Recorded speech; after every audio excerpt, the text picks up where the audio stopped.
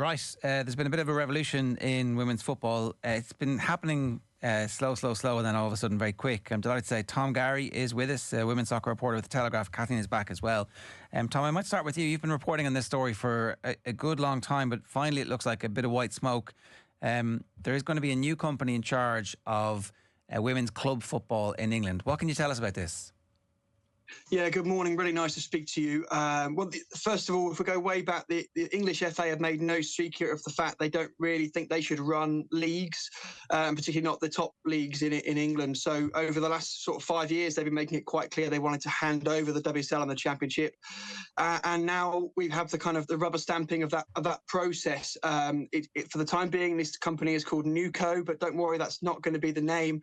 It's just New Company, but until they find a better name. But essentially, the 24 clubs are going to own this new entity that's going to operate in a very similar way to the fact that the Premier League run the Premier League, the EFL as its own body runs the English Football League, and then you have the National League and so on and so on. So it's the league is going to run itself. They've appointed a new chief executive, a former Nike director, a Canadian businesswoman called Nikki Doucette, from an interview process last winter, who the FA chose. But I think we've been expecting this for a while, but the really big significant part of the news is that all 24 clubs are now agreed on the framework for what this will look like. That was quite a tricky process over the last few months to try to get all 24 clubs to agree to what it will look like, but they've now come to a unanimous agreement, so now it can move forward ahead of next season. What is the major difference between the clubs owning the league and the FA running the league? Yeah, really good question. I think for the future, what we're expecting in the long run is that this gives them the potential to bring in new investment, maybe sell shares to private equity, potentially, hypothetically, or maybe we may well see this company trading shares and stocks.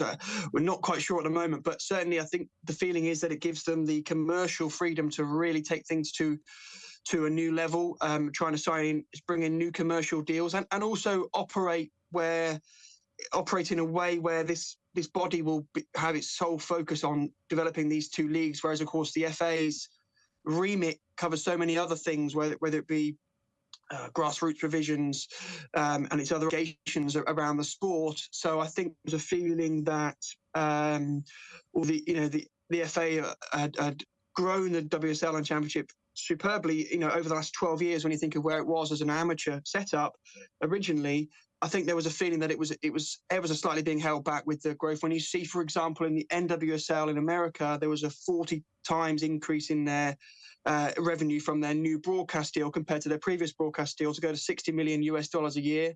I think when you see deals like that, I think the WSL is thinking, we want to grab some of this momentum, and they're looking to increase their commercial deals.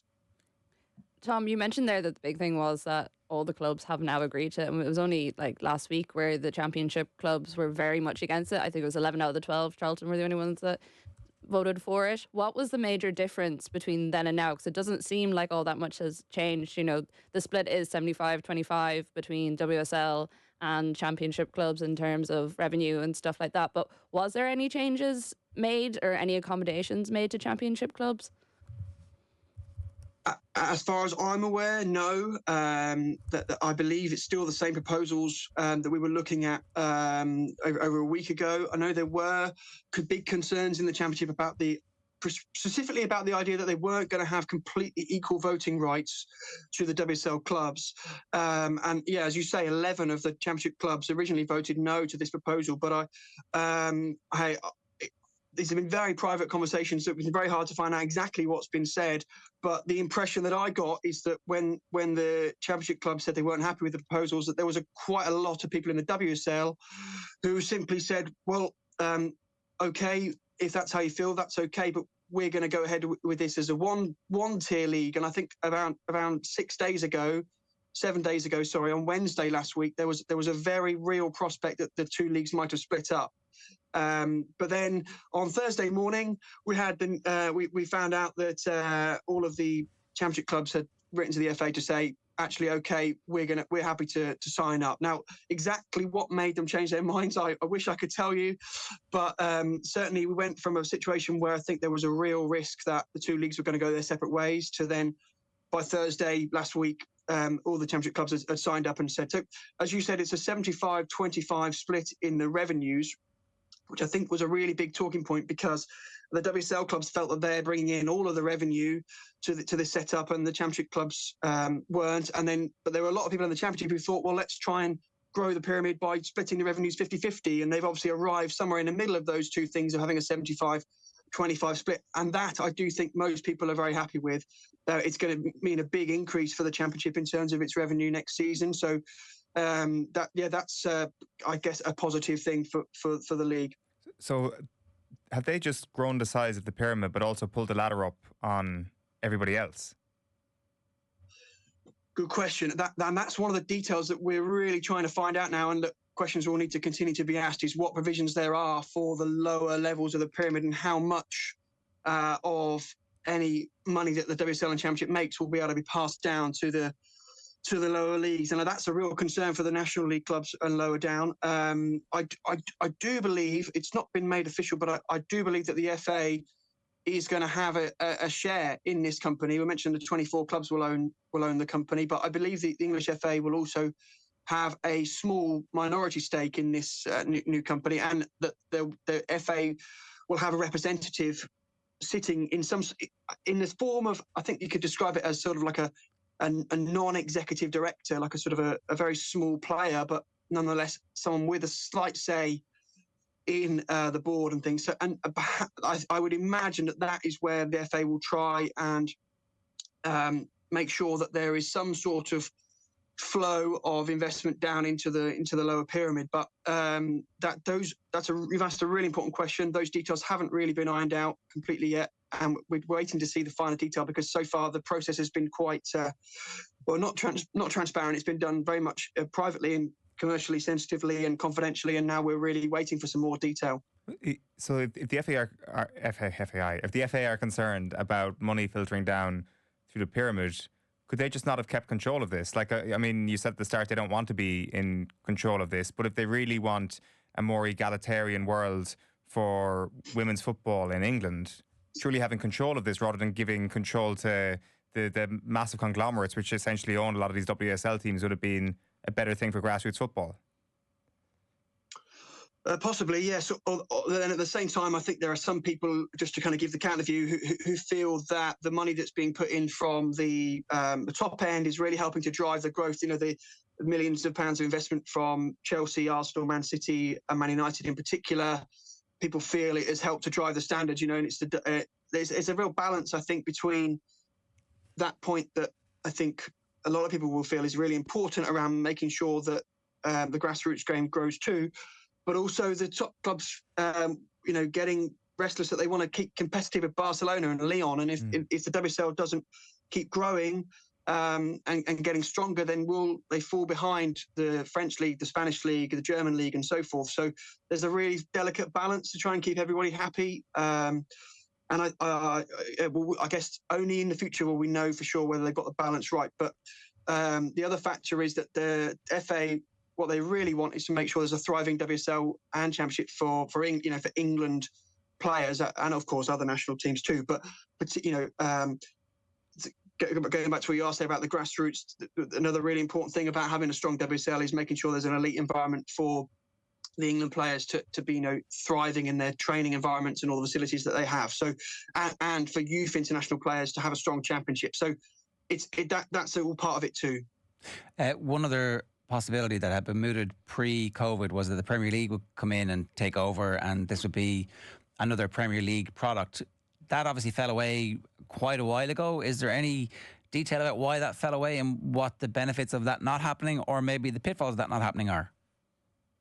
Yeah, great question. I don't think that's completely off the table, but I do think that's quite unlikely. I think some of the reasons why it wasn't quite right is that, just to give you one example, going back 4 or 5 years now, I think one of the concerns was that the members of the Men's Premier League are not the same as the member clubs of the WSL and Championship. There are clubs who have men's team in the Premier League who are nowhere near the WSL and Championship.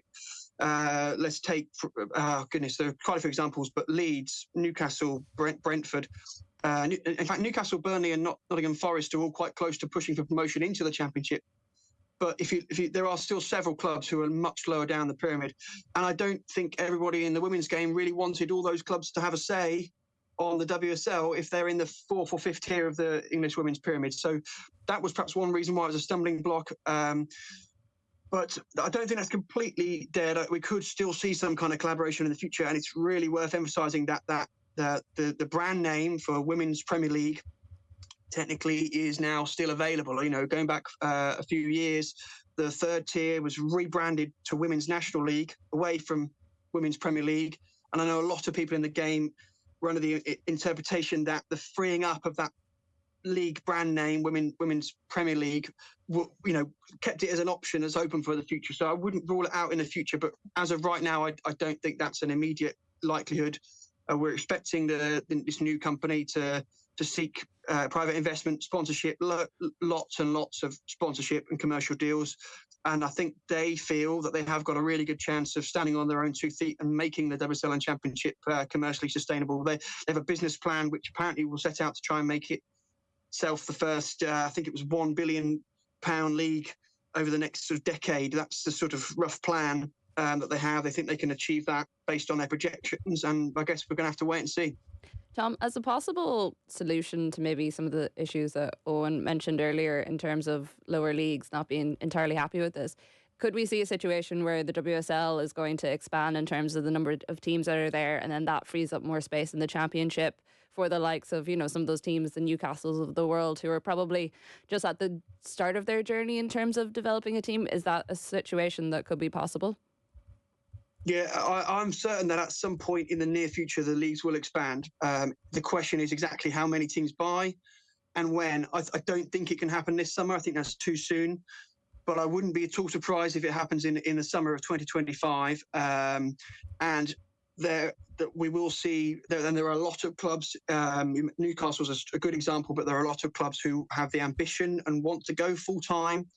And the challenge for this new entity is going to be to determine the fairest, best way to get these teams up there, because if they want them there at all, because we've seen in the past huge controversy when teams have been elevated up the pyramid without earning promotion step by step. The examples like Manchester City, for example, back in, I think, 2014, they replaced Doncaster Rovers Bells, who were this sort of historic pioneering women's club who were relegated, and Man City came out of nowhere with a license to join the WSL in their place. And at the time, it was hugely controversial. But, to counter that argument, people would say, what was the point in having a full-time, fully professional, multi-million-pound team in the bottom rung of the ladder in Man City? I mean, who would that help?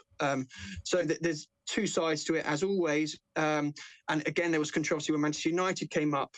West Ham, I think, moved up the pyramid without promotion. There were others as well who were elevated. And I think those discussions will happen over the coming months and years, because there's only one promotion place from the third tier north and one promotion place from the third tier south. So this season, for example, in the third tier north, you've got Burnley, Nottingham Forest and Newcastle all vying for promotion, all capable of winning that league, and only one of them can. And I think that those are the kinds of clubs, with the Premier League backing, of course, for the men's teams who are in the Premier League, who will be hoping to go up the leagues. But there'll be a lot of people who will say you need to win promotion and go up fairly through the pyramid process. And I suspect the latter, that viewpoint of people who feel they should go up through the leagues, that will probably be the stronger viewpoint at the moment. I think there's a lot of people in the game who really feel that teams need to work their way up in the traditional way.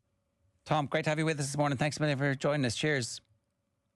My pleasure. Nice to see you. It's Tom Garry there, the WSL reporter for the Daily Telegraph.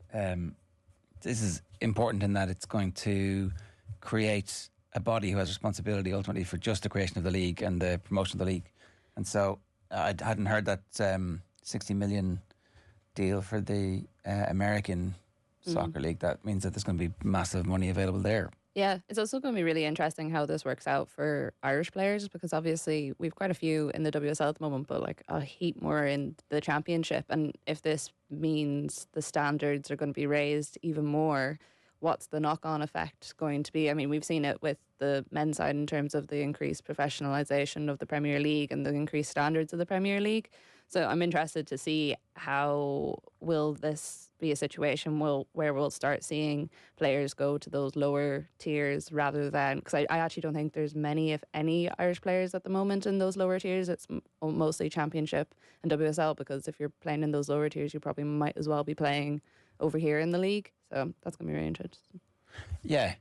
We are repeating the exact same mistakes that men's football made in the 50s and 60s by exporting all of our best young players and not building the league here. Yeah, well, that's the kind of push and pull that I think the league here has had over the last while. Like, I've said it a couple of times on Koigig, and I think a couple of times here as well, that I would have liked to have seen a bit more planning in place post World Cup as to how the FAI were going to jump on that and like promote the league here. I don't know if I've seen all that much yet. I think the Peamount story this year is a great one because it shows the success when you do have a team that's, you know, individually run from the League of Ireland men's side of things, and that it can exist in its own bubble, but also, as Karen Duggan has said many times, like there's an awful lot of work that goes in behind the scenes to make that possible, and not everyone can afford to put in that work, and also they have that legacy behind them that maybe other teams don't. So it's interesting though that all the biggest leagues in the world are independent of the FAs. And in Ireland still the FAI is centrally involved with the League of Ireland for historic reasons. The clubs all went bust in the men's side, and obviously the women's league is just getting up and running properly to a point where it might at some point seek to be independent. And I actually don't know what the answer to that is, because Irish football politics is so toxic at all levels that Yeah, like, and also other countries have problems by being independent of the FAs as well. It's not like all the leagues have been, certainly the pyramids that exist in other countries is definitely not immune to it. What this kind of feels like to me, and this is like obviously great on one level, is just like a growth of a league on steroids. Like, this story has been an absolute huge success for the WSL over the last couple of seasons, and will continue to be so. You just do wonder about how much it's going to drip feed down to lower clubs, or how much of something that resembles a pyramid will actually exist in English football for women's teams. Like, there was obviously a huge furore over COVID around the creation of a Super League in men's football. At least in this occasion, they've actually named it Super League from the very start, and everybody knows what the intentions are. that's very good. I hadn't thought about that.